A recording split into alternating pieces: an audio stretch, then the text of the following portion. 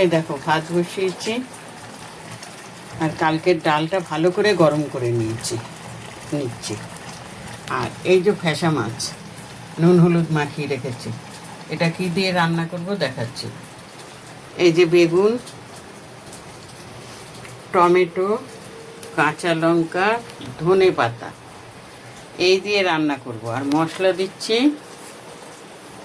জিরের গুঁড়ো, কাশ্মীরি লঙ্কার গুঁড়ো, হলুদ, নুন এই দিয়ে আজকে মাছটা রান্না করব।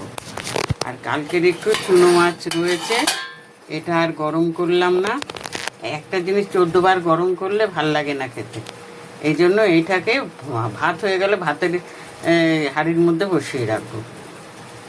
তাই আজকে এই রান্নাই করব।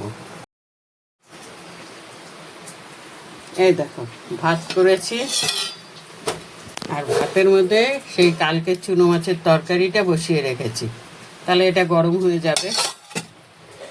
আর কি করেছি দেখো, মাছটাকে এভাবে রান্না করেছি, আর ডালটাকে এইভাবে শুকিয়ে নিয়েছি। আর আমার হাতের করা লেবুর আচার। তাহলে আজকে খাওয়াটা কেমন জমবে বলো তো? হেভি হবে বলো।